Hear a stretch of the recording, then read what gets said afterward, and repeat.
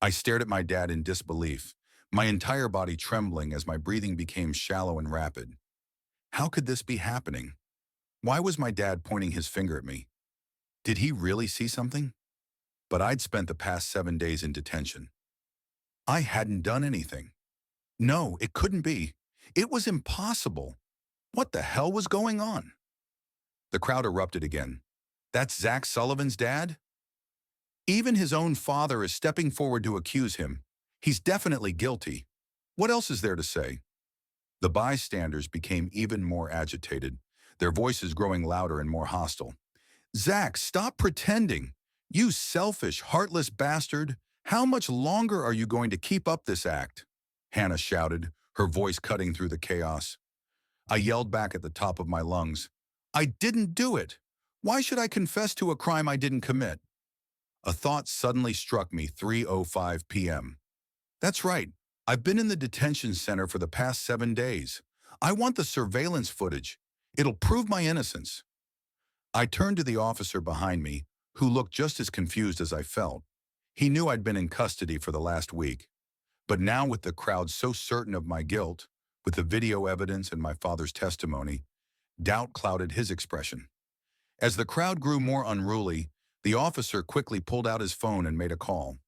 I've sent someone to retrieve the footage. Everyone, calm down. The officer's reassurances did little to quell the mob, but after a few tense minutes, another officer arrived with the surveillance tapes from the detention center. If the previous video had been fabricated, the detention center's cameras be faked. I glanced at Hannah and Liam. I had intentionally stayed in detention for this very, let's see how they explain themselves now. Asen, I'd been waiting for this moment. Hannah's expression faltered, a flicker of unease crossing her face. Liam, who had been loudly shouting moments ago, suddenly furrowed his brow. The officer inserted the footage and began fast-forwarding through it. Sure enough, the video clearly showed me inside the detention center, behaving just as I should. Now, what do you have to say, Hannah? I demanded, my voice rising with anger. Hannah hesitated, unable to respond. But Liam suddenly shouted, Wait! Something's not right.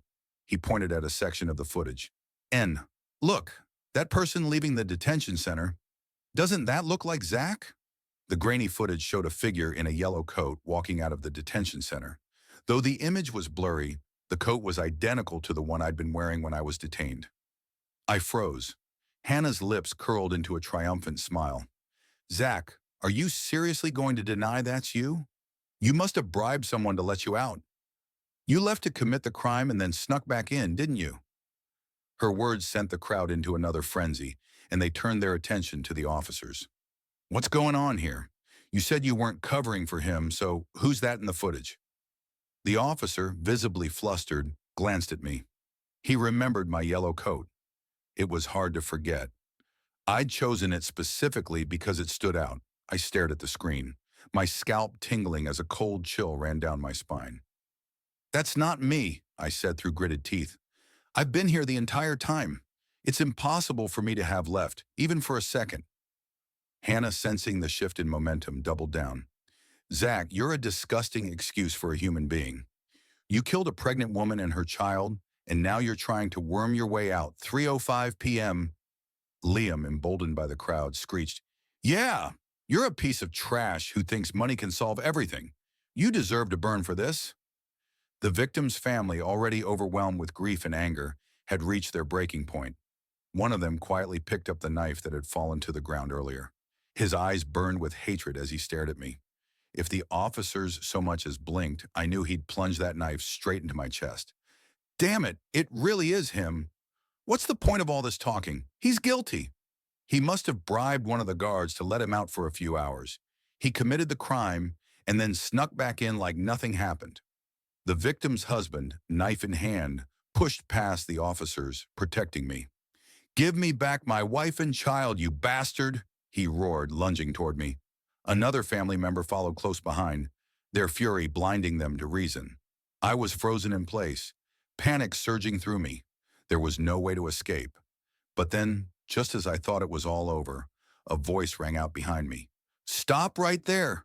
I can prove Zach Sullivan is innocent. Hearing those words, I finally exhaled, relief washing over me. The person I'd been waiting for had arrived.